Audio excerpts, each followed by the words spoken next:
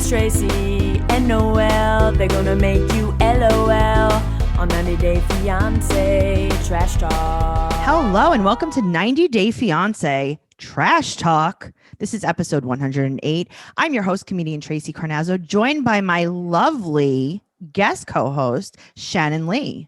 Hi, Tracey. Hi, Shannon. I am so excited for you to be here today because we actually got rid of Noelle. Finally, our plan has worked. We got rid of Noelle. I suggested that she go on vacation, and then I didn't allow her to come back. She fell for it. Yeah, she fell. I mean, who's the idiot? You know what I'm saying? I was like, hey, Noelle, why don't you go on vacation for Valentine's Day? And she was like, where should I go? And I was like, I don't know, maybe the woods. The wood. And then that's it. Yeah.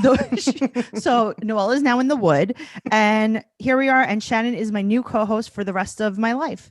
So welcome, Shannon. Or the rest of today, at least, and I'll take it. Okay, whatever. I mean, listen, it is what it is. I'm so happy that you're here. If you guys don't know who Shannon is, you should. Shannon's been on the show before. She's a very good friend of the show. And Shannon has another podcast as well. Shannon, tell us about your other podcast. Sure. It's called The Thing Is, Ding. We talk about bad dates, fighting, and ghosts. And we have comedians, reality TV stars, musicians, porn stars come on and talk about their experiences with the paranormal, with bad dates or bad sex, and getting into street fights. Oh, okay. Have you ever had someone that's gotten into a relationship with a ghost and then fought them? No, that's going to be when I stop the show, when that story comes on, then I'm done. That's what you're searching for. Yeah.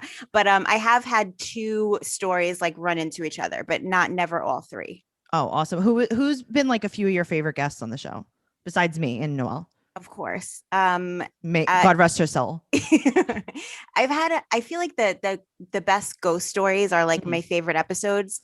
So Zach Amico, who hosts Zach Amico's Midnight Spook Zach Show. Amico's hilarious. Oh my God. His story was like, it should be made into a movie.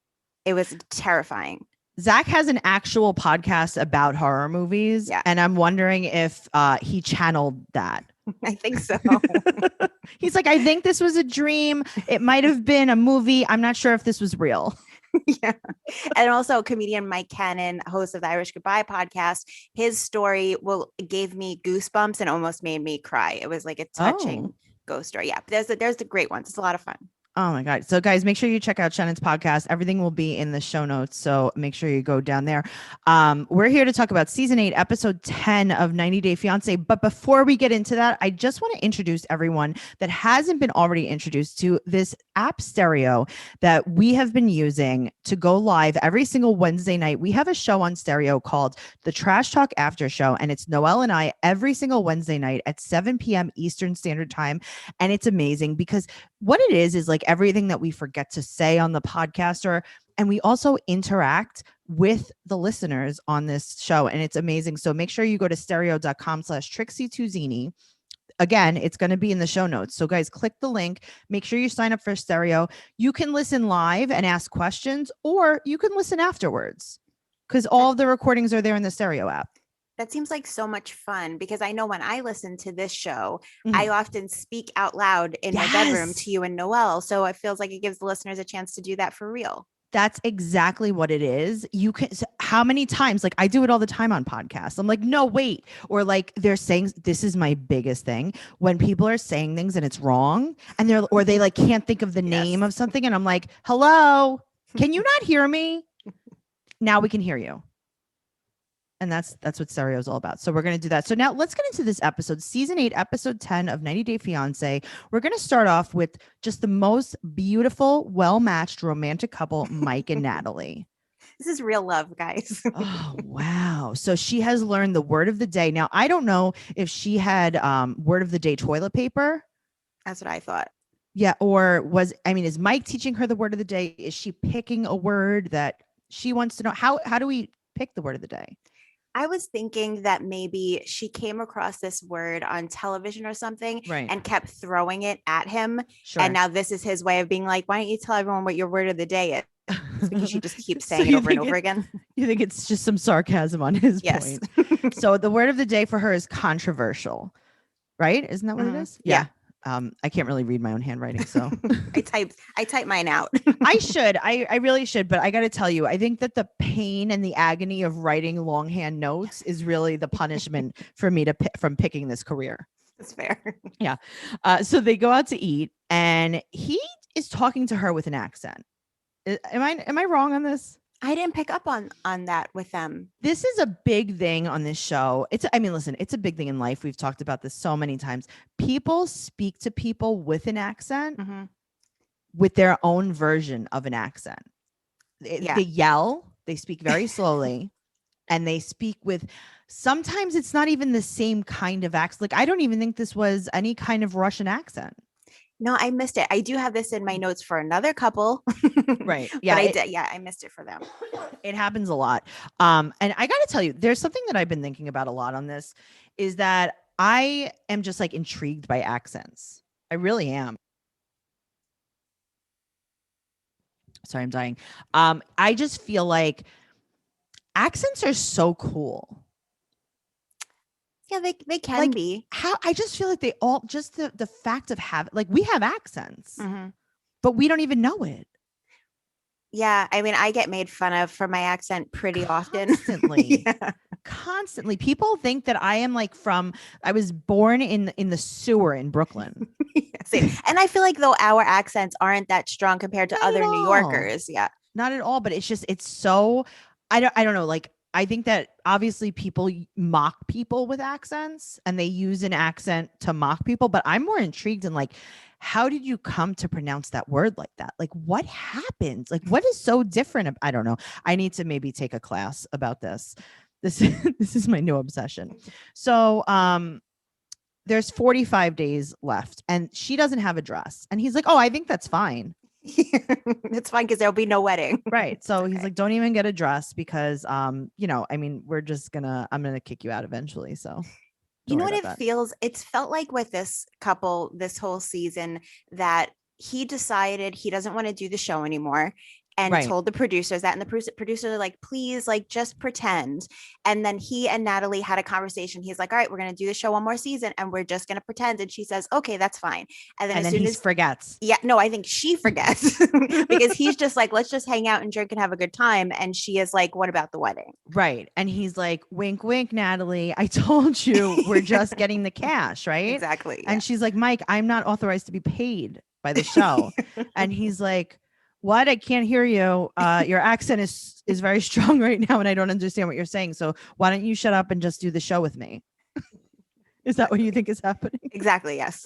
So they have a lot to work on, and she wants to go to therapy, and he goes, no. Oh, okay, cool. Simple answer. He kind of like poo-poos it.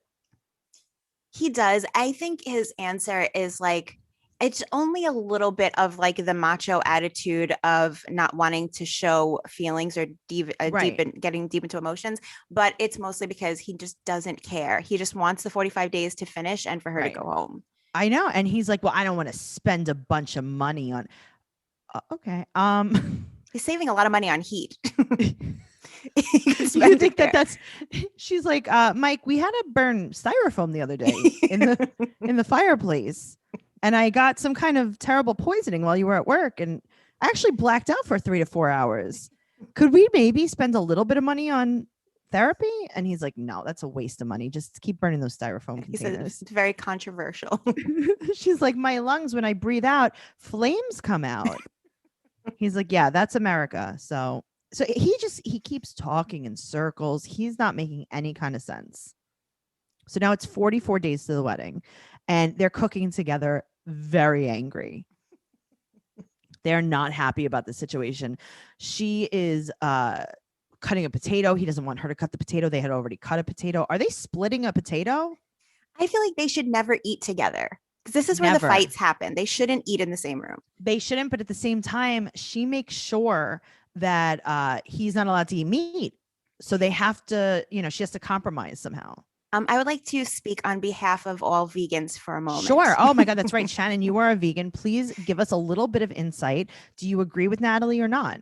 I do not. I feel like I often don't even like to admit that I'm a vegan because Sure. of vegans or vegetarians. I don't know what she is. Like Natalie, that give us a bad name. Sure. She's constantly shaming him. She's every time he goes to put something in his mouth, she's like, "Don't eat that." Like that's the worst way to make somebody do what you want them to do is constantly shame them for what they're doing. Right. She's like, "Don't drink, don't eat meat," and it makes him angry to where he does it just to spite her. Right. But also, why are you a vegan, Shannon? Like, what's the reasoning behind your choice? So I originally gave it a shot because I wanted to lose weight and be healthier. Sure. And I had never done it before. I was in the mindset of meat is good and I don't feel like it's a good thing to give it up. And then I was reading a bunch of books and I was like, let me give it a shot.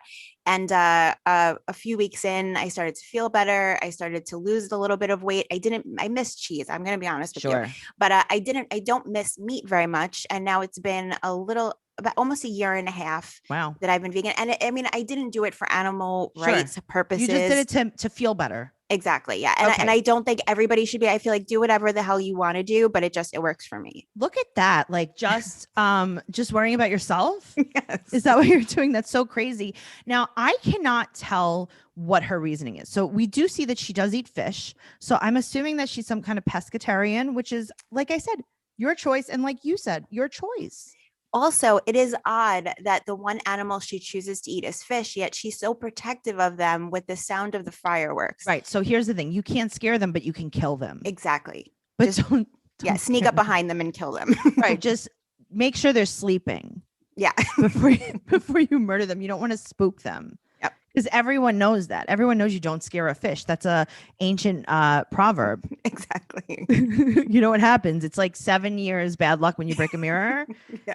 10 years in the wood if you scare a fish with a firework. That's the thing. So the thing is, like, I don't know if she's doing this to maybe just control him, but also to fat shame him. Yes. There's a ton of fat shaming going on. Yeah, she definitely, I mean, I don't want to jump ahead, but I usually try not to watch the coming attractions, but it's obvious. Yeah. It's like, well, she has mentioned it before too, where she calls him low class. Like she thinks that he is winning the lottery by having, by being graced by her presence and that she is then allowed to treat him however she wants. Bad attitude. So now she says even something worse. So she's cutting the extra potato.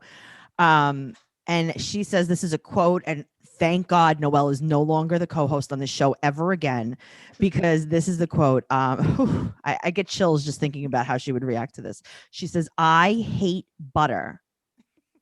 Oh, okay, so I hope she's not even listening right now, because if she's listening, she's not going to make it through. He's like, I want you to be fun. I want you to just chill out. And then he goes to the fridge to get a beer. And this is his quote. "Oh no, there's only one left." I feel like she doesn't like the drinking, which is, it's fine. But also, like, you got him like that. You really can't change people. Yeah. Also, my favorite quote of her in this scene is her saying, "I'm pretty fun when I want to be fun." Okay. So basically, she just doesn't ever want to be fun. Never ever wants to. But I do think that he knows that she hates the drinking, so he goes hard on it. Exactly. Yeah. He has to make the announcements. He has to smack his lips when he drinks. He has to go, after every sip. It's so much. It's true. It is that is something that he does that annoys me. Like when they went into that little shop and he wanted to buy the decanters or whatever. Yeah. But it's also like she is shoving it in his face so much that that's his only way of kind of pushing back, I think. I know, but like maybe then just don't be with her, or have like an actual conversation with her and be like, "Hey, Natalie, so here's the deal. I'm going to drink. And if you keep making comments, you can go in the pond with the fish, and I'm going to start shooting off tons of fireworks. So I'm going to play the scaring game." He says no again about that. She's like, "Hey, just checking in to see where you are about the therapy." And he's like, "Oh, no, that's what we're going to do. We're going to no." By the way, whenever she reminds him about this, like, I don't know, I have misophonia, so certain sounds trigger me. Right. When she says Michael, in constantly to get his attention when he's in the other room. I have the same visceral reaction to the sound of somebody chewing. He's just in the next room. There's nobody else in the house. There's no other room though, really. I don't think there is another room. I think that the closet smells bad because that's where they cook cabbage. I think so. Like, I don't see another room per se. I see different angles of the same room. That's fair. There's like half partitions, but yeah, no. Yeah, it's kind of like an open concept modular home. It's really just a beautiful thing. So he says no again about the therapy, but then he goes to Jane for his haircut. And he sits down in the chair and he looks her right in the face and goes, "Do my hair like my mom. I want bangs like Trish." And she was like, "Ooh, Michael. Finally, you're coming to and understanding." So they talk about Natalie a little bit. And she says, this is a quote, "What are you guys disagreeing on?" And then he looks her right in the face and goes, "Mostly butter and aliens." And I couldn't believe it. Just like most people, Yeah, butter, aliens, also like, her engagement ring. And she's like, "Oh, cool. Want to go on a date?" Just kidding. I'm kidding if you are. Do you think that she is legitimately, because she does get a little flirty, do you think it's legitimate or do you think this is production planted? No, I think it's legitimate. I think that's why they chose her. Okay. Because she's probably like, be on TV with Mike? Trish's son Mike with the bangs? Oh my God. Maybe he'll let me do the bangs on him. They're a much better couple. They will love eating butter and drinking together. This is so true, though. He needs to find a butter lover that likes the wood. That's what he really. But okay, so now they talk about like her not having a ring. Yeah. So the thing is that she was. I don't like Natalie, but I also in this episode kind of almost saw her side of things for a little bit. And I was like, I guess I've been in relationships before where you can paint me as the villain when you don't really know what goes on besides that. So it's like, yeah, she gave him the ring back, but like what really happened? Maybe he was making her feel so bad that she didn't know what else to do to kind of like get his attention. Yeah, maybe refresh my memory. But from what I remember of that whole thing was when they were in Russia or the Ukraine. Whatever. Yeah, sorry. It's not, see, here's the thing. It's not a different place. Okay. Like it kind of used to be part of. Got it. Yeah. And they were in Natalie's home. That's very good. In Natalie's mom's home. In Natalie or Natasha's home, question mark. That they had the interview where she refused to say that she loved Michael. Okay, so that was on the tell-all. Okay. Right? So that wasn't the catalyst to their whole fight.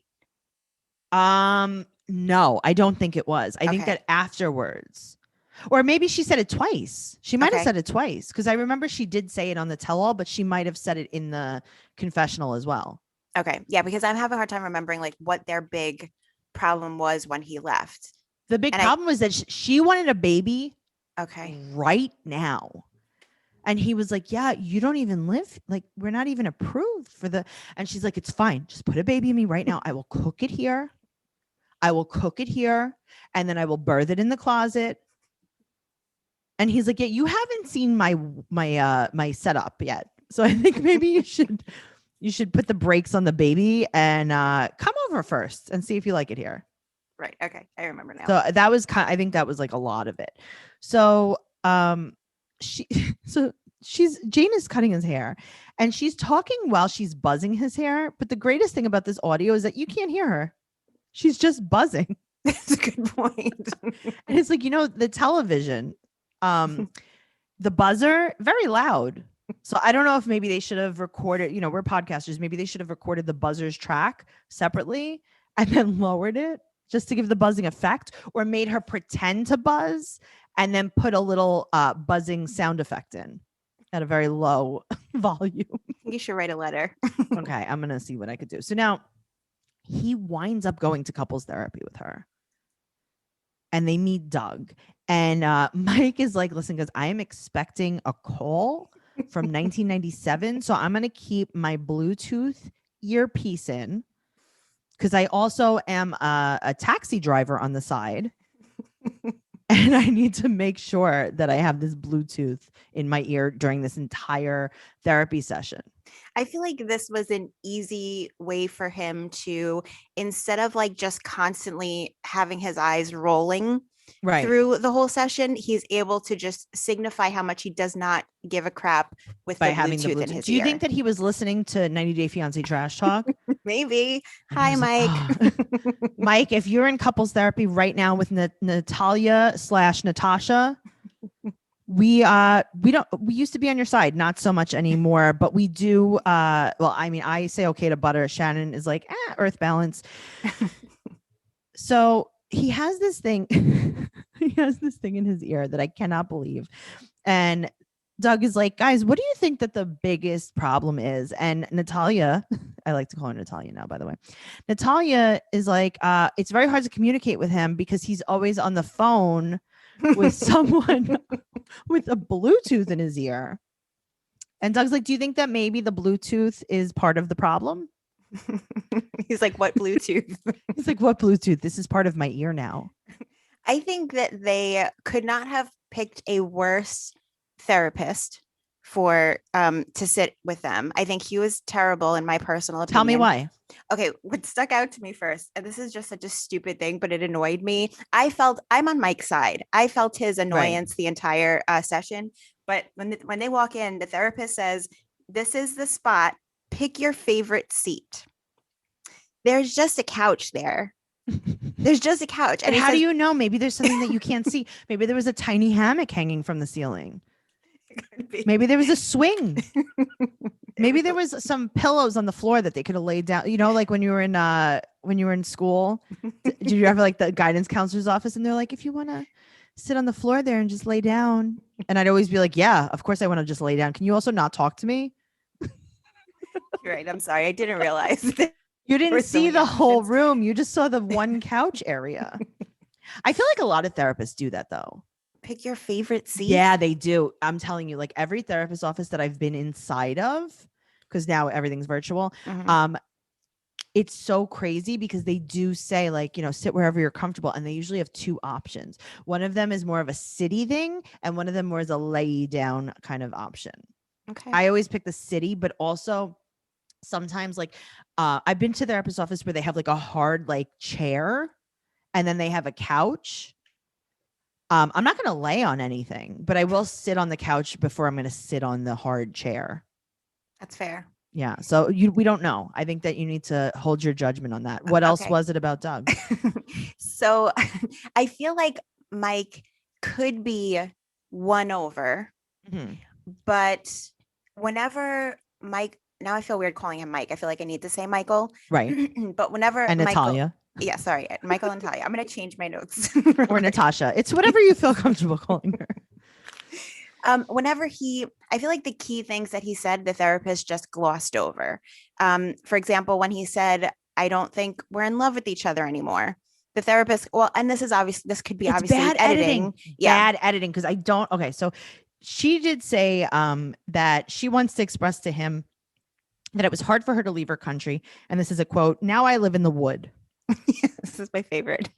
So, and that he ignores her emotions, right? And he claims that he tried to make her feel comfortable. Now, listen, again, never on her side before, but now I kind of am because, okay, Shannon, you have your boyfriend coming from, I don't know, Scotland. He's going to come. Well be. If I have a boyfriend, right? It could be from anywhere. So he's coming to your house and he's going to come live with you. Are you doing anything to prepare for his arrival? Yes, I do agree with you here, especially. What are you doing? I would have in the fridge the things that he likes to eat. Like Sure. I would cater the place as much as I could to his preferences. Right. And I would give him a favorite spot to sit in. you would put the hammock up. Yes. You would put a little beanbag chair on the floor. I understand. See, I would even see, I don't know if this is like a woman thing though. Like I might say like, oh, you like lasagna? And I would have made a lasagna, kept it in the fridge for some grab and go meals, because remember, he's going to be in the house and you're going to be off at work. Right. So now instead of him having to cook every meal just for like the first few days, maybe he could just unwind, heat up some lasagna, you know? That's fair. Yeah. And I do think this may be a woman thing because I don't think there has been a single man on this show that has ever done anything. Even Nope. what was his name? Eric and something is the guy.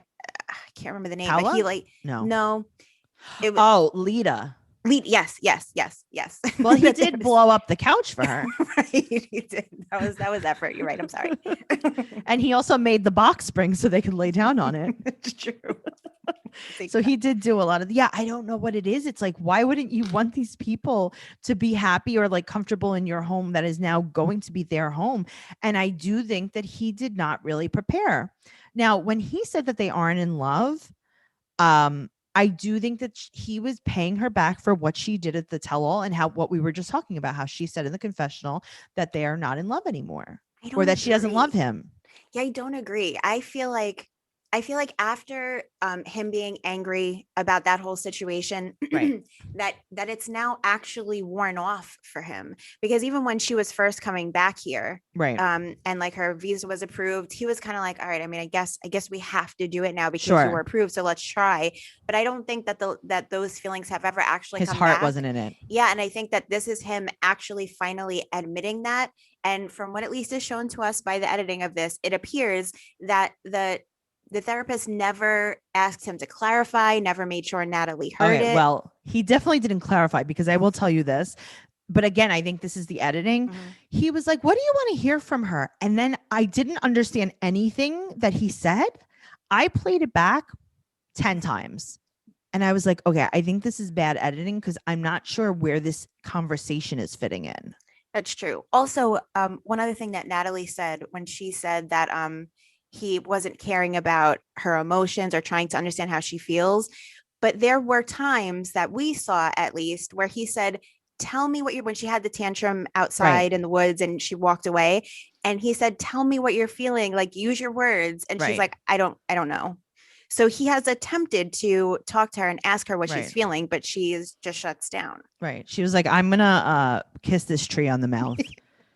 So just leave me alone. Now, he goes outside from the therapist's office and the producer asked her asked him ideally what would he like, and he says in an ideal world he wants to get married and have kids, but maybe not with Natalie. I think they meant in an ideal world what would happen with Natalie. I don't know. They did leave it pretty open-ended. Right. But yeah, I think that's just more to he's checked out. But there was a little bit of emotion that came over him at the end of this. You know, he was mad. Away. He was annoyed. He's like, "Are you guys going to pay me or no?" He's like, "Can I take this phone call already?" God damn it. He's like, "I have had someone on hold for 45 minutes. So please let me get back to my phone call. Thank you so much." Now we talked about how Natalie says, and again, quote, "I hate butter." And that is just the wrong way of thinking because there really aren't any quote unquote bad foods. That's the whole thing. And that's what we really have to think about when we think about the kind of way that we eat. Because when you think about everything you've ever learned about getting healthy, there's a lot of contradictory information out there, and things like that old-fashioned food pyramid aren't much help. You know, but you understand what I'm saying, right? I agree. I mean, I eat vegan butter all the time. And eating better to feel better, understanding cravings, and knowing how to shop and knowing that no food is quote unquote bad is very, very important. And Noom will help you make better choices because it's based in psychology and it teaches you why you make the choices that you do. And it gives you the tools to replace your habits with healthier ones. They use cognitive behavioral approach, and it means that you're not just losing weight, you're building the habits that you need to keep it off because you're human and Noom is forgiving. And if you go off track, you'll be back on tomorrow. The thing that I love about Noom is that it really does encourage you to eat more vegetables. I'm on board with that. I know. And it's just something that like sometimes I just never really thought about. You know, you're always like looking at what you're eating and you think about what not to eat, but you don't think about what you do want to eat. That's fair. And that's a big thing. And there's a science to getting healthier. It's called Noom. So sign up for your trial today at Noom, Noom.com/trash talk. You can learn how to eat again with Noom. Sign up for your trial today at Noom, Noom.com/trash talk. Are you ready to learn how to live healthier? I think you are. So sign up for Noom today at Noom.com/trash talk. All right, now let's move on to Yara and Jovi. Jovi. They're going to have an engagement party in the bayou. And now she meets his dad. Very exciting. And he also has Supreme sweatpants on. Oh, I missed that. This guy is like major douchebaggery. Yeah. I mean, like going into this scene, at first I was thinking, well, first Yara seems like she's not on point. She only has like one base layer of makeup on, like she's probably tired. And she starts off kind of a little crappy. I'm sorry, I never know if I can curse in the show or not. You can absolutely curse. Okay, so because I know your mom listens, I don't want to be offensive. No, you can curse. I just don't, but you can. Okay, so I don't care if she hates me. do. It's just she hates you. That is what it is, you know. That's on you, Shannon. She's not going to buy you paper towels from Costco. She's still going to buy them for me. You know what I'm saying? I got it. So I started typing that Yara didn't have great bedside manner while speaking to Jovi's father. Yeah, because I think she was tired. I think she was hungry. I think she doesn't feel good. And it's like, these people are there to judge her. Yeah, because he immediately like bit right back. Like his bedside manner was even worse than hers was. They're really mean to her. He hadn't met her before because he was at work when she arrived. He makes it like she's a package. Right. Like when UPS dropped her off, I was at work. So we left her by the back door. And that is like how they treat her. They don't treat her like a human being. Nope. She is an import. They imported her. So his mom, Gwen, is having 50 to 60 people at this quote unquote small party. So Gwen is looking at her and lying to her face. And while Gwen is lying, Jovi is drinking. Of course. He's just drinking. And she's like, they're like, how do you like New Orleans? She's like, oh, I don't like it at all. I get very scared to walk around. And the father, okay, what's his name? Monty. I think I called him Marty. His name is Monty, right? I didn't write it down. He said, oh, yeah, it's very dangerous for a woman that dresses like you. I've seen that the way that you dress. I've seen pictures of you. So he's basically implying that she might be mistaken for a hooker. This makes me so angry because first of all, and she backs herself up. Yeah, she backs herself up well. But it's like when I'm on vacation, which isn't often, but I would never wear the outfits that I wear on vacation anywhere else. So what you're saying, Shannon, I'm just trying to understand that. So when you wear a bikini at the beach, when you're in Puerto Rico, right? Okay, you don't wear that on the subway in New York City. Well, not always. I'm just trying to figure this out. So you're saying that you have dressed in maybe like a sexy way, right, at an event that it's appropriate for, and then not worn it at 4 a.m. walking in a dark alleyway in New York City. Exactly. Okay, that's so weird because I think that whatever you put on social media is just how you always are. Also, I am on her side. I don't love New Orleans. I've only been there. I've only been there one time. Maybe it's a younger people place. Okay, but it's also like, I don't know if she understood what she was coming into, because I think that, listen, I like New Orleans. I don't want to live there, but a lot of people feel it about New York City. That's true. You know, and it's also, you know, different neighborhoods, different areas, you know, so that's not her thing, you know, and remember something, Jovi really embraces the culture of drinking there.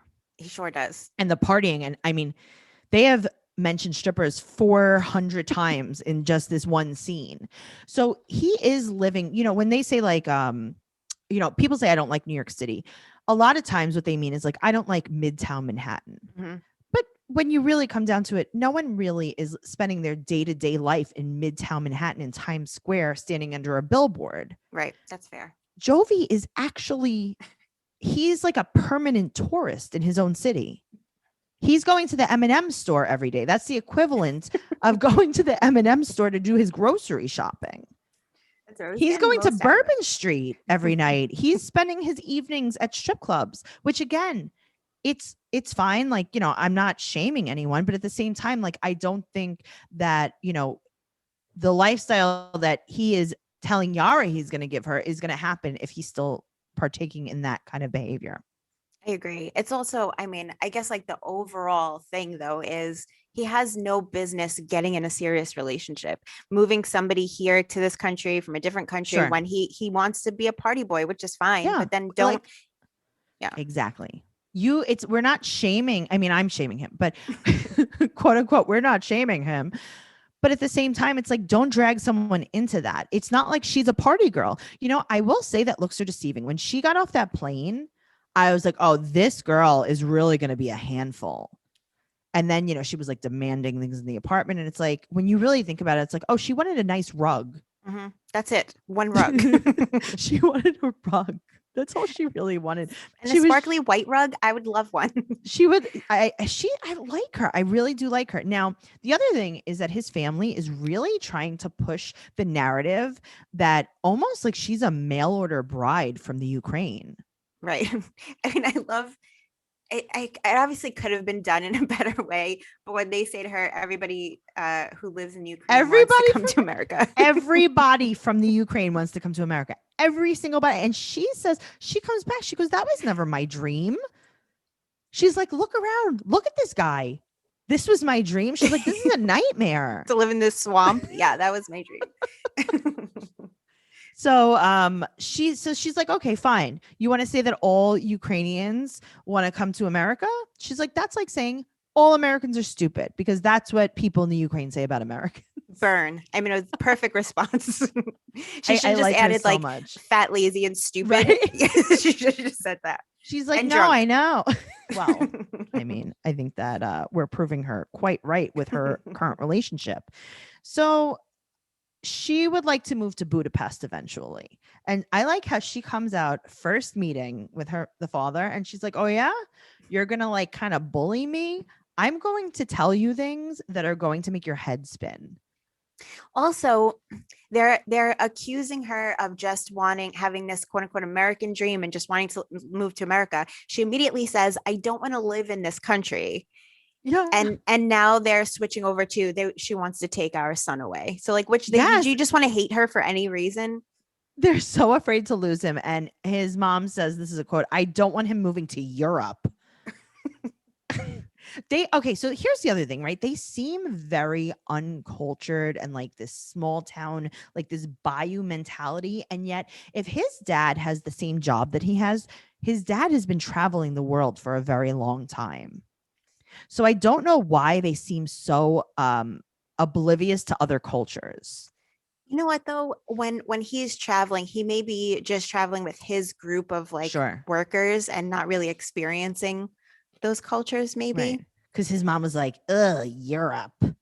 Like, that's also, a pretty general. Also, they keep saying to them that they have to decide soon where they want to live, because after they get married, it's going to be too late. Why? After you get married, you just have to stay in one place forever? Well, they're saying that after they get married, it's not as easy to get to divorce her if she wants to move. That's basically what they're saying. So now Gwen is like, listen, we need to make Yara comfortable in the US because she can't take my little baby boy away. And he's drinking. I know that it's weird, but Jovi's drinking and Yara wants to nap because she is pregnant and no one knows. And so him and his dad go to a crawfish boil with his friends from the bayou. And they're on their way there. And obviously Gwen is driving them because they are alcoholics. At least they're being responsible. They're very responsible. Gwen will be their Uber driver for the day and drops them off. And the dad in the car is like, did we lock up everything in the house? Do you think it's safe to have left her by herself? It's, I am ignorant.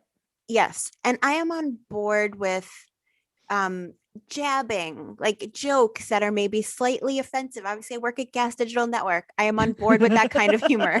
Sure. However, if you are trying to convince your parents that you are with this woman for love and that she is with you for love, maybe don't always jump in on the jokes about your future wife trying to scam you and rob your family. Right. Yeah. Just like maybe wait until they get a little bit more acquainted. Right. Or wait till they're married. Wait till they're married. And then you can tell your parents that she's a hooker. Exactly. Just wait though. Just give it a second. So all of his friends don't think the marriage will last. They're like 2 months, 2 weeks, blah, blah, blah. And then one of his friends says, how long do you have to be married for her to be able to stay here? And he says 3 years. And they're like, all right, well, that's how long you're going to be married. Very so they're supportive. also imply. I can't wait until she sees this footage. Oh my God. See, honestly, I don't think she really cares. Why Just like do she didn't care because she doesn't care what Sarah said either. Okay. She's like, these people mean nothing. I don't even care. But they do keep his friend Frankie and Klein keep talking about how he loves strip clubs. Yeah. This is not a just one-time convo. I mean, she is so hot though. She really is. She's beautiful. She's got a banging body. So it's like if you're going to get and someone, she's funny. yes. So if you're going to get someone close to the appearance of a stripper, you got it. Sure, right. It's like, are you looking for a hotter girl? She's pretty hot. Agreed. Yeah. Yeah, I do agree with that. So now she's getting ready for the party and she's in her dress and he's like, how much did that cost? And she's like, oh, a few $1,000s. She's just trying to shut him up. Yeah. And then as she's getting dressed, he's sprinkling powder on his head. I thought that I was going to come in here to do the show and I was going to make fun of that. And you were going to make me feel stupid by I was telling hoping me you what were it gonna, was. Yeah, same. I thought you were going to make me feel stupid. Maybe it was like a volumizing powder. Have you ever used that like on your roots where it gives it like a little texture? Yeah, it's like a little powder that you could sprinkle in and it gives you texture so you get a little volume. So I've used like a volumizing dry shampoo, Right. which is kind of like a powder, but in spray form. So there is some Right. sort of liquid component to it. But he didn't just sprinkle a little bit on, like he kept like the whole bottle of salt was in his scalp.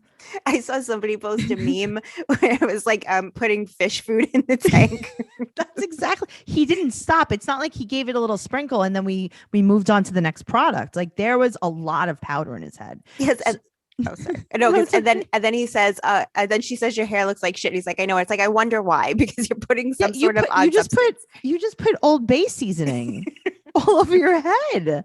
He's like, well, I just came from the crawfish boil. So was that not a good thing to put in my, no? Okay. He didn't bring her any food. He brought her crawfish. She's pregnant. She feels nauseous, right? So she has morning sickness. And you know what he brought her? Leftover crawfish from a crawfish boil that happened hours before. Can I just throw in really quickly that Sure. when they refer to the crawfish as red mud bugs, Yes, is the most disgusting thing I've ever heard in my entire what they life. call them, though. Yeah, that is what they're called. So gross. It makes me want to eat them so much less than I already don't want to eat them. Yes. But also he's like, what are you mad at me for? I put in absolutely the least amount of effort possible to bring you something. He's like, after everyone ate and touched all the food, I brought you cold crawfish that had been laying out for a long time. And I know that you're pregnant and you don't like seafood, but I made you a little doggy bag of mud bugs. He like scraped it off the table where everyone's hands were. Sure, some of them were on the floor, but you just reboil them and you sanitize them. You're not going to eat the shell. It's fine. You just sanitize them. So she's like, I feel sick. I feel like I'm going to throw up. And now I feel like I'm going to throw up, not even because I'm pregnant, because I'm looking at you bringing me crawfish. Thank you so much. So she wants to tell his family that she's pregnant. And he's like, oh, don't tell them because we're not even going to be able to see the doctor. Oh, she says, we're not going to be able to see the doctor for 3 months. And he says, but we can't tell them until we see the doctor. She's like, I mean, I'm pregnant. I think he's hoping for the pregnancy to go away. Yes. I think that he's like, but remember what happened the last time? We can cross our fingers. Right. Now I do agree with you on that. I also understand that people don't announce their pregnancy for a while because of the risk of miscarriage. And she does have a history of that. So it's like maybe a little bit scary for him, but I don't think that's where he's coming from. Absolutely not. It's giving him too much credit. It's almost like, hey, you know, if you tell them that you're pregnant again, like they're going to think it's me. They're going to think maybe I drink too much. So he's already hungover / drunk.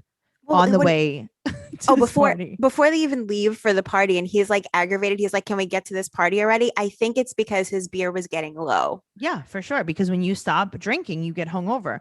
So No, I mean I'm sorry, but I mean the one he had in his hands, literally. he's like, I only have 12 car beers and it's a 3-minute drive. How are we going to get to the party? So she's annoyed at him and he doesn't know why she's mad at all. She's taking selfies of herself and he's like, you only care about yourself. She's like, she's like, you only care about your beer. And he's drinking in the car on the way. No, but he hasn't been drinking. Okay, she calls him an alcoholic and he says, and this is a quote now, you ready? He said, I only had 5 beers. I'm not drinking and I haven't been drinking. Just warming up, baby. Okay, wait. Okay. No, I'm just trying to. So you've only had 5 beers. Also, she says that's a lie. She said that he said that 3 beers ago. So he's had at least 8 beers. And then he says, he admits that he's had at least 5, but also that he's not drinking and he's not drunk. Just because you're not drunk off 8 beers, you know what that means? That means you have a drinking problem. That is not a bragging right. He's like, look, I drank the whole bottle of Cuervo and I'm fine. Yeah, maybe don't tell people that. I used to actually date a guy that when we would head out to like go to a party or go to a bar or something, he would fill a solo cup with a drink for the drive as he was driving. Yeah, you know what that's called? An alcoholic. Alcoholic. Yes. That is called an alcohol. That's called a cheap alcoholic. So I don't know why things didn't work out with you guys. I'm so sorry, Shannon. I don't know if that's sensitive. Also, then he adds that she's stupid. So that's the icing on the cake. It's really great. So Tariq and Hazel, let's talk about them. It's April 2020. She's never driven a car, so he lets her drive the lawnmower for practice. This is a joke, right? I don't know. I would be scared to even drive a lawnmower. Shannon, you could do it. I'm going to send you over to Virginia Beach and we're going to get you some lawnmower driving lessons. Maybe you could be the third. Who knows? Oh, God. 41 days left and she's on the elliptical. They're quote unquote working out as a family.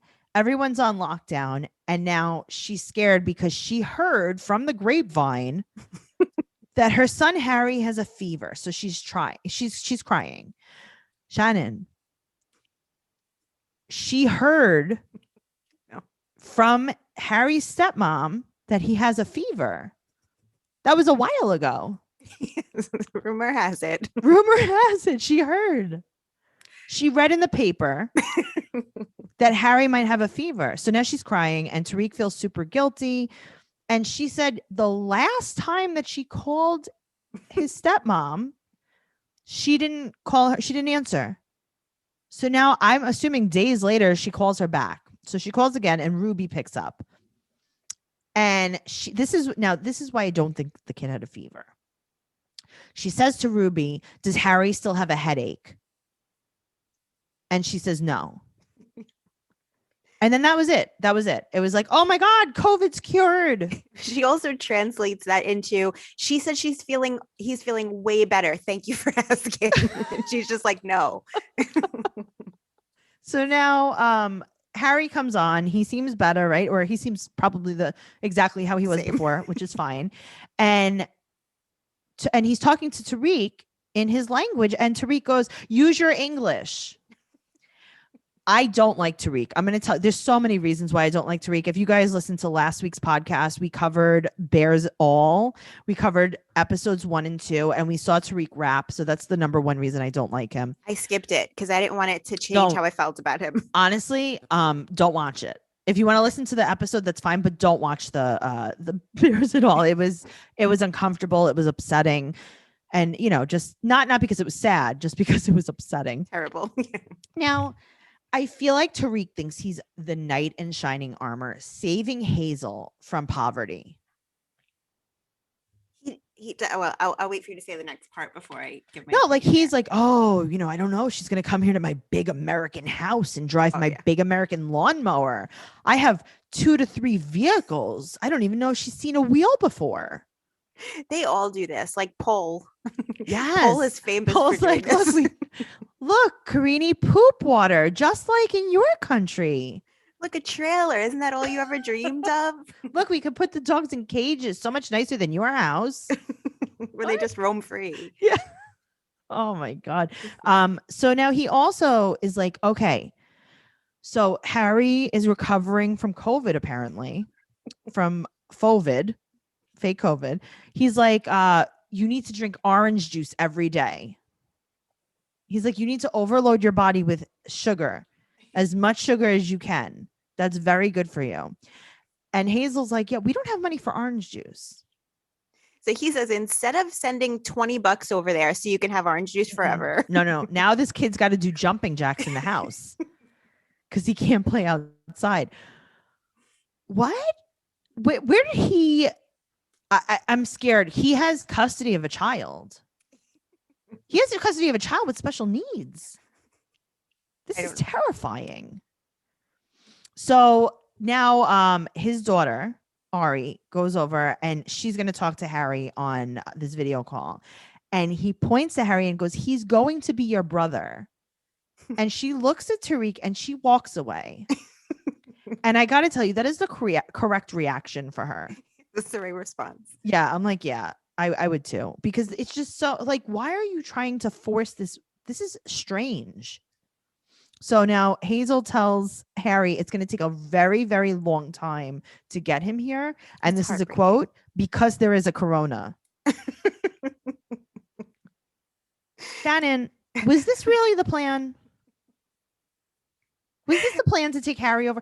So what you're going to do is you're going to have Harry live his whole life, basically, with his father and stepmother, who's basically his mom, because that's right. That's how it works. And then you're going to rip him away. And he could basically never see them again. Right. But I mean, like, so she already didn't have custody when she couldn't afford it here. Yeah. Right. So like not only like change his surroundings as far as the people he's surrounded by, but different country, different language, everything. And then also it's just heartbreaking that she says to him, it's going to be like forever. So yeah. She's like, hey, listen, don't get your hopes up on this. There is one corona here.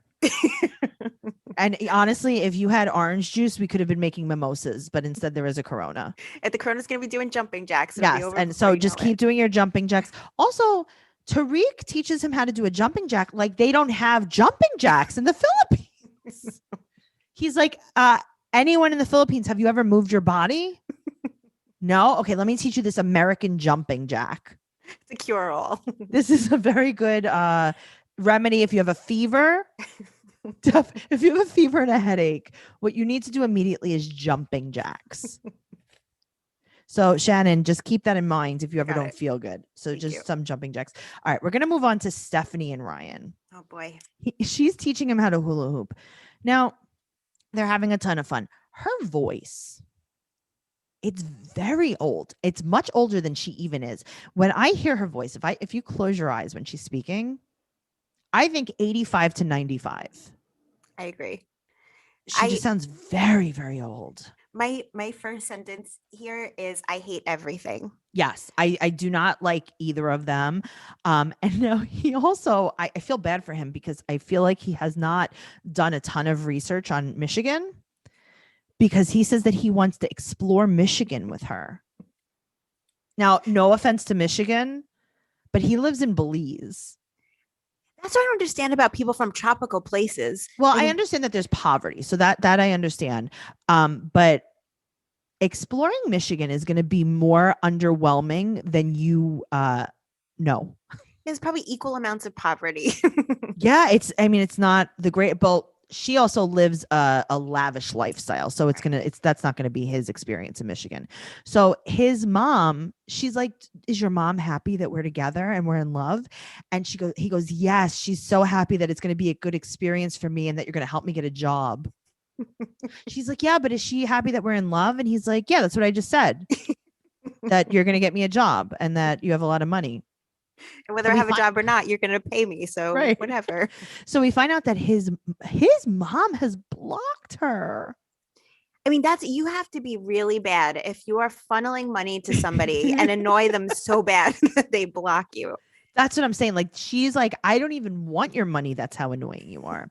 So what happened was we find out, and listen, we knew that Stephanie was insane, Mhm. but this is really the confirmation.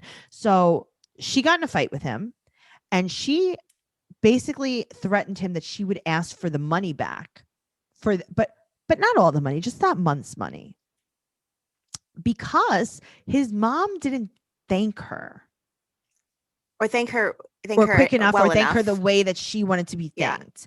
And he's like, yeah, my mom doesn't have to bend over backwards to you. Like, if you choose to give us money and you choose to help us out, like, you're choosing that from your heart. Right. Also, it doesn't seem like they're asking her. So if you No, decide, she wants to. yeah. So if you decide to do this, I mean, it's very clear through everything She's that doing happens. it to control him. Exactly. Yeah. Yeah. And sorry. I would really like to take a time out to speak about. She wears 3 different outfits through At the the same course time. of this. No, yes, it was Jovi. Also at the And same time. in the first scene where they're hula hooping, Right. she's wearing a rash guard as if Yes. maybe they're going surfing, Sure. white shorts and sandals. Mhm. It just doesn't work. And Yeah. I mean, you're on vacation, just like we spoke about with Yara earlier. When you're on vacation, you wear cute things. You're Sure. with your boyfriend that you haven't seen in 10 months. Why is this your choice of outfit? Okay, I'm going to tell you, there are definitely areas that maybe she does not want to show. Okay. Oh. I thought you meant that it's not okay for her to show parts of her body in that area in case she'll be Nope. assaulted. You mean Nope. because it's gross. Yes. Nope. Okay. I do not mean that at all. I think that, remember something. Now, I'm not body shaming her whatsoever, but you do have to understand that she is a very vain person. Mhm. And that's what she cares about. She owns a med spa. Again, nothing wrong with that. But she does think that her appearance and her youth is the most important thing. Okay. But So I you think that can- she's trying to avoid exposing certain areas of her body. Because You I think can- okay, it's like this. If you're fat and you wear something oversized and in a dark color, you think that no one thinks you're fat. right. Stephanie thinks that if she dresses maybe like how a toddler dresses, that no one's going to know what age she is. With a diaper and a long shirt. When she's wearing that onesie that snaps at her crotch, she's wearing a bodysuit and a Huggies. It does, like, regardless of what your body type is, you can dress cute without revealing. But she doesn't know that. But she anything. doesn't It's know. crazy. She doesn't know that. She is. The way she dresses is very odd as well. I don't think that this is just who she is. There's always something that she's trying to hide or trying to accentuate these weird parts of her body. I think that her shorts are always way too big on her. Yes, everything is too big. I mean, like the next in that next scene, she's literally. I thought I gave her the benefit of the doubt, and I wrote down t-shirt dress. Yeah. But it's not. It's not a t-shirt dress. Nope. It's like his t-shirt. Yeah, but I think that she also likes that because she feels like when you're in, like, when you're a teenager and you want to wear your boyfriend's hoodie. Yeah, to bed. No, but she wants everyone to know that they're together and they're this like young couple. That's very important to her, is that they're a fun, loving young couple. So his mom just blocked her, and she said that she's trying to keep them fed and keep the lights on. And now she doesn't send them any money now that his mom blocked her. So she asked him, how many thousands of dollars do you think I've sent you? He's like, yeah, I don't know. I want you to leave me alone. But also, I mean, still send me money, but also leave me alone. You can see him like clenching his jaw as he Mhm. speaks to her and like really restrains his responses. Uh-huh. Because when she's like, tell me you understand, he's like, I understand.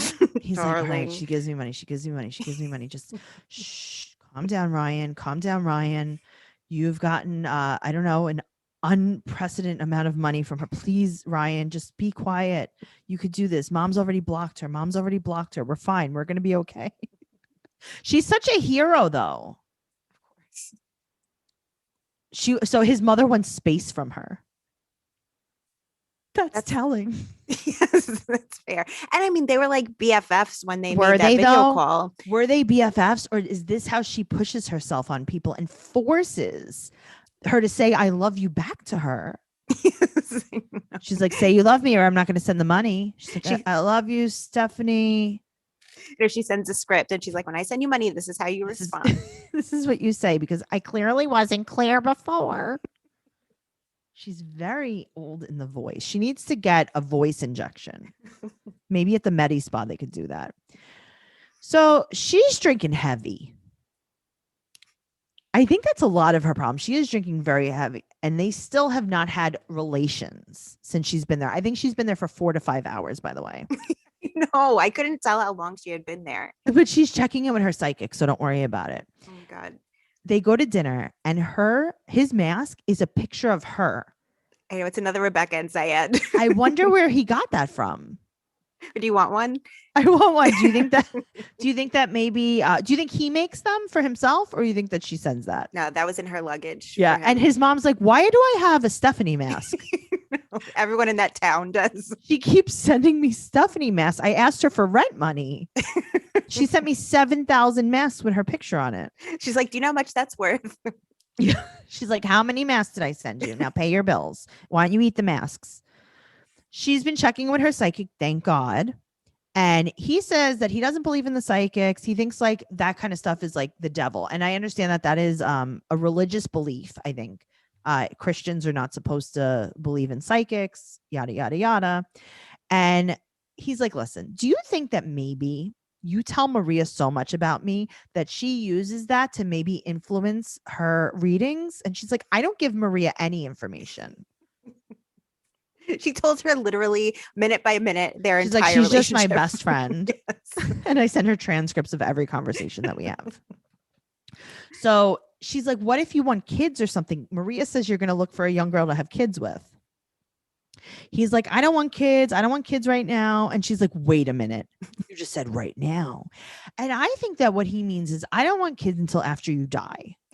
Until I saved enough money from you, and then I can have. No, but I think that he could just wait until she ages out, and then he could still have kids. It's fair. So, okay. So this is what I think about Stephanie. I've been really trying to analyze how I feel about Stephanie, because I don't hate her, but then like I don't like her. And what I've realized is that I feel like she is like if you ordered Darcy from wish.com, you would get Stephanie. Stephanie's like a poor man's Darcy, and Darcy's already a poor man's Darcy. I feel like that's like more credit than she deserves. I mean, they're crazy in different ways. Right. But yeah, I don't know. There aren't very many redeeming things about her. Stephanie. Well, Yeah. also, we don't really know a lot about her besides her trying to kill her cat very slowly. So Shannon, you're a cat lady, self-admitted, right? Yeah. What do you think about her feeding the cat some Yoplait low-fat key lime yogurt? It's insanity. It's insanity. No good? I know. I mean, that doesn't, to my knowledge, occur in the wild. Right. I don't think. Oh, so no. No, I don't think cats are trying to hunt down Yoplait fat yogurt in the wild. You don't think that there's a little bit like tigers, right? Because tigers are felines too. You don't think that there's tigers that are just looking for some key lime Like yogurt? gallons of it. Yeah. And he's like, oh my God, 2% only. It's Trying to watch crazy. my weight over here. So now 4 hours later, right? Everything seems fine. 4 hours later, we get this like almost like self-taped footage. Yes.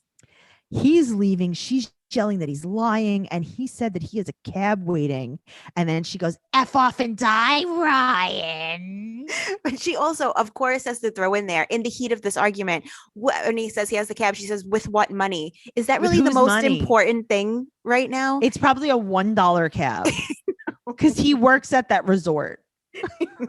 He's probably calling a golf cart to take him back to his room. It's Harris picking him up. Harris also drives Uber, so that and she's already paid him. That's Stephanie. true.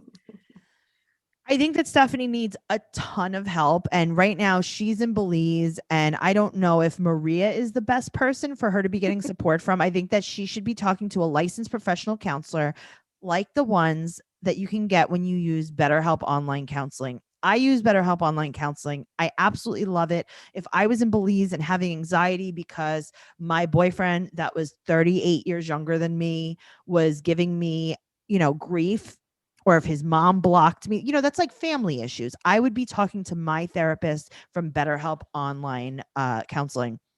The service is available for clients worldwide, and you can talk about your depression, stress, anxiety, relationships, trauma, anger, any kind of family conflicts. Literally anything you share is confidential. It's convenient, it's professional, it's affordable, and so many people have been using BetterHelp that they are recruiting additional counselors in all 50 states.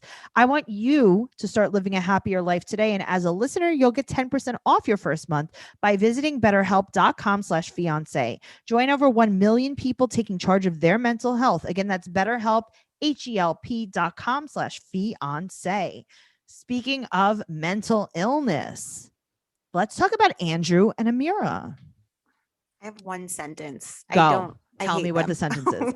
Is Oh, that no, what it it's is? not a quote. I just have one note. I hate them. Well, yeah. he's going back home to California. He's super sad to go home alone to, quote, a world of confusion. What? A world? I mean, after his 2-week vacation in Mexico. You're going back This to poor California. boy. You're not going back to a world of confusion. You're going back to your mom's daycare. You're gonna do some cosplay at your mom's daycare. I don't even think you work there. I think you just go there. So he's looking at Amira's empty seat on the airplane that she still paid for, I'm sure. Do you think she paid her part for Yes. that trip? Yeah. I sure do. So now his mom picks him up, and he said that he misses Amira every day. He's like, I missed her, when I was swimming with the dolphins. I missed her during my buffet breakfast. I missed her when I was doing the walking tours. I missed her on the ATV tours. I missed her when I was Massage. having tacos on the beach. I didn't really miss her that much during the massage because the girl really did keep me a lot of company. But I did miss her like in other ways. I didn't miss her when I was sleeping either because I slept diagonally on the bed.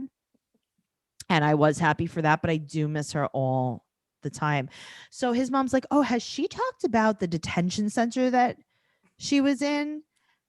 And he's like, not really, just because like I was so busy, like, I was eating crepes, and then like, she was like, oh, I'm so sad. I was in jail. And then I was like, Amira, I can't really hear you. You're breaking up. We didn't have like the best service, and then, Like, you're really bumming me out. Yeah, like I'm having a margarita. Please don't tell me the story while I'm drinking a margarita in the sun. Like I don't want to, dehydrate from my tears. It's like, she didn't tell me. Also, I didn't ask. So. Also, yeah, I was like, it's better that you should talk to a counselor about that.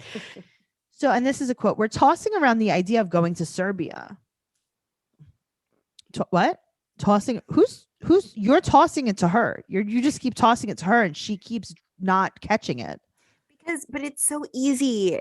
It's so easy to go through Serbia. You just listen. He wants her to do whatever makes her feel safe, secure, and comfortable. So it's like if you have to swim from France to the US, then it's like, whatever makes you happy. Yeah, like just go to a different country that speaks a different language. Yeah. And then hang out there for 14 days by yourself. Right. He's like, listen, I am 7 to 10% sure that she won't go back to his attention center. So I don't know, Serbia seems like a really good established country. What like I think she's going to be fine. Like I don't know why she wouldn't want to go to, like, I want to live in Serbia right now. I was thinking maybe even she could go through maybe the Middle East and just stay there for a little while. Maybe do a tour through each. Yeah. Like maybe Jordan or even, you know what? I was saying Serbia. I meant Syria. I was saying maybe she should go to Syria for a little while. There's a little bit of unrest, but like in all the confusion, she could probably just slip right into the US. So maybe she should do that. His Chihuahua greets him. Oh, that's so cute though. That's my only part that I liked. I know. I really did like it, but I was also hoping that someone was watching it. I thought the same thing. I was like, is this Chihuahua just like holding down the fort? He's starving. So now we look at the giant tiger on the bed, and he has a gift basket for her winning, getting to America, which she did not win. She didn't win the prize. An iPhone, a $500 debit card, because we can't trust her with more than that. We can never just give her access to our money. She gets $500 and $500 only. And then the bear, its name is Garrett, but they call it Gare Bear. and he puts it in the closet. So he's pretending that he has all these stuffed animals for her to come over. He's like, yeah, these were our kids. Okay, well, that's not true, but okay, sure. Now, if we're really being fair about speaking about mental illness, let's talk about Zayed and Rebecca. Oh boy. I don't think there's a ton wrong with Zayed. You know what? Since he's been in America, No. I don't hate him at all. No, I'm like, yeah, he seems pretty nice. So he's FaceTiming with his niece and nephew. And Rebecca's like, excuse me, Zayed, no more talking to anyone that's not me. Come in the bathroom and see your surprise. And she hands him some fake tattoos. And then she says, this is a quote. You ready? Yeah. They're not real. It won't hurt. Don't worry. They're not. I'm not going to needle them onto you. Because that's how tattoos work. Yes.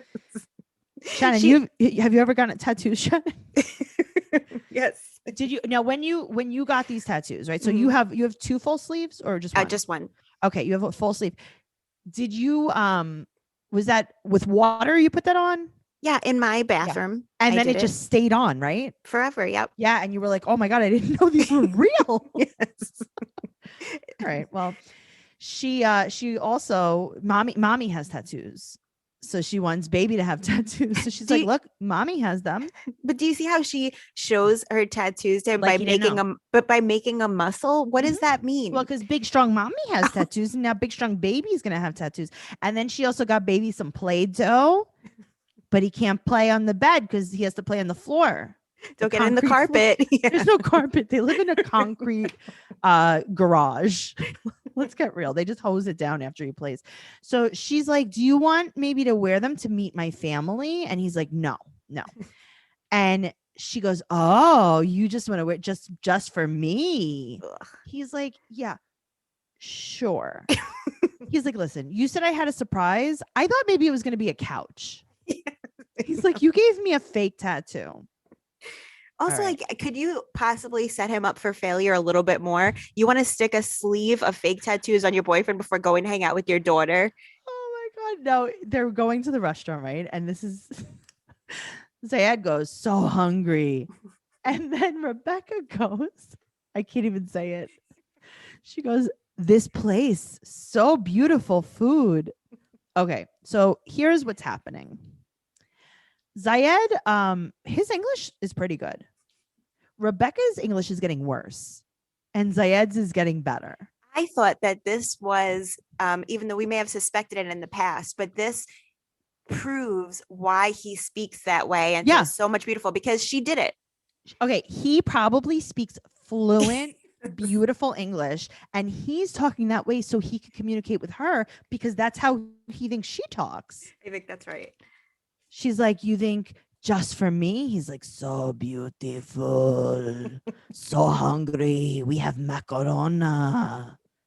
All right. So now she says like, oh, you're going to be meeting my family. I thought it was going to be like, I don't know, a family. No offense, but it was her daughter and her boyfriend who they've already met. I know. And she's like, oh, they're going to have a bunch of and then friends 2 of come their out. friends. Yes, 2 other people. Right. Because of course they're going to have 2 other people come out because they're looking to pair him with people his age. So like, do you have any young people he can hang out with? So now they're all looking at him when they open the scene. Everyone's just looking at him. Like it's silence. Everyone just has a straight face, but they're his age. Mm-hmm. If we're really being honest, they're his age. So now Hannah is a friend of theirs. She's trying to make conversation. And they were asking him, like, what is the biggest difference between here and there? And he said, if you kiss your boyfriend in public, he'll go to jail for 6 months. And I just realized how many men I would like to travel to Tunisia with. Do you have any ex-boyfriends that you wish you were in Tunisia with right now, Shannon? So many. So beautiful. So much. Rebecca's gonna murder Hannah. Yeah. She's gonna hurt her in the face. Hannah is literally the only person that treats him like a human being. She's the only one talking to him. Yeah, she's not asking him ridiculous questions. They're having a legitimate conversation. He even makes a joke when she like says, a person. Yeah, he's killing it. And Rebecca is just stewing. Oh my God. But she's not even like a confident mad. She's like this uncomfortable kid, like, Oh, You're like sulking. Yeah. yes. And it's very like I had such secondhand embarrassment for her. Yes. So now her son-in-law. Now I gotta tell you, I think I was totally off about her son-in-law. I thought that he was very aggressive about Zayed before he got here. And now I'm seeing like, oh, they treat her like a kid because she acts like a kid. Yeah. And he's actually just trying to be protective of her. I agree.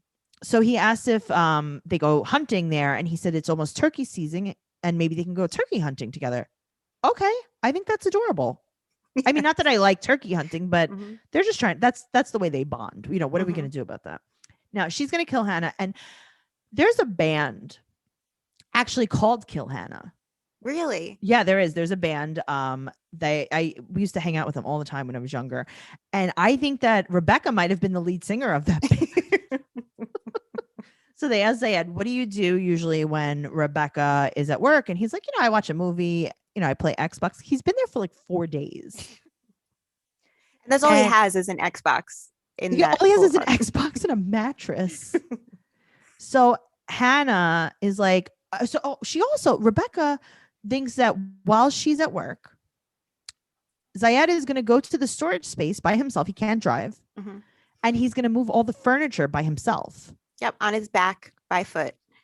By foot. I hope the storage space is close. He's like, I cannot fit couch and shopping cart. So Hannah's like, oh, actually, my family has a lot of trucks, a lot of flatbeds. First of all, is your family in the trucking business? Or do you guys just have a lot of cars? I couldn't tell. This was obviously so staged by the producers. Mhm. So she's like, Rebecca confronts him in front of the whole table. And is like, do you hear what she's saying? She's saying that she'll help you move. Are you're gonna let a woman move your I don't think she was asking to help him move the furniture in. No, I think Not at she all. might have been like, do you need to borrow one of the cars? Or like I could drive Yes. the car if you load it. exactly. And it doesn't, it's just this whole scene blows my mind because also it doesn't like I know that it's supposed to be while she's at work, but this Right. isn't like an intimate.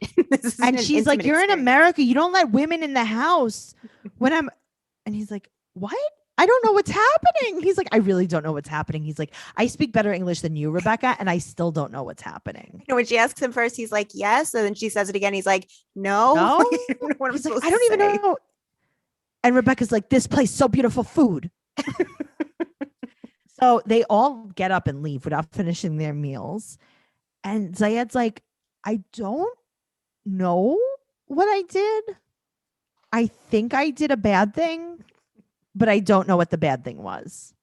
She also like uses his culture however she wants to, because when she's yelling Exactly. at him, she's like, when she's talking to the camera, she says, in his culture, they don't have single women and men. And then at the end, she's like, oh, American women are different than how you're used to in Right. your culture. Just using it however she can. She's a crazy person, like for real. And I got to tell you, I have so much more to say about her. And I think we're probably going to talk about some of this on our stereo party. We have a trash talk after show every single Wednesday at 7 p.m. Eastern Standard Time. The greatest thing about stereo is that you should listen live because you could interact with us. But if you don't, you could listen afterwards. The link is going to be right in the show notes. But if you don't see that, it's stereo.com/Trixie Tuzini. So what you're going to do is you download the app, you're going to follow me, and you're going to see all of our trash talk after shows for every Wednesday at 7 p.m. And you're going to be able to interact with us all the way. It is so much fun. We've been really just like having a blast. We really have. We have brand new content going live on the Stereo app every Wednesday at 7 p.m. And remember, you will be able to talk with us directly on Stereo, because you ever realize, like when you wrap up a podcast, Shannon, you have a podcast too. When you wrap up, you forget to say something super important. All the time. Yeah. So this is what our after show is going to be like. Our listeners can get the full story, hear everything we missed, and also suggest things for us to talk about and ask us specific questions. It's going to be so amazing. Shannon, where could everyone find you? I know that you talked about your podcast a little bit. Can you talk about where they could find your show, your social media, and everything else you have going on? Sure. So you can follow me on Instagram at Shannon Lee 6982. You can listen to my podcast, The Thing Is, Ding, wherever you listen to podcasts, iTunes, YouTube, Spotify, or go to gasdigitalnetwork.com and you can listen to it there. That's about it. Awesome. You guys could follow this show at 90 Day Podcast on Instagram and Twitter. You could follow me, your host, at Trixie Tuzini on Instagram, Twitter, and Stereo.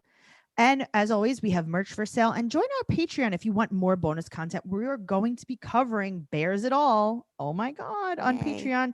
That's at patreon.com/trash talk podcast. You could also follow my ex-co-host Noelle at Noe Girl on Instagram, Twitter, and Stereo as well. So make sure that when you follow the show on Stereo, you also follow me and Noelle so that you will get all of the updates. And we will see you Wednesday at 7 p.m. Eastern Standard Time. Shannon, you're a gem. Thank you so much You're for having God's me. gift. Thank you so much for being here. And we'll see you guys all next week. Thanks so much. Bye.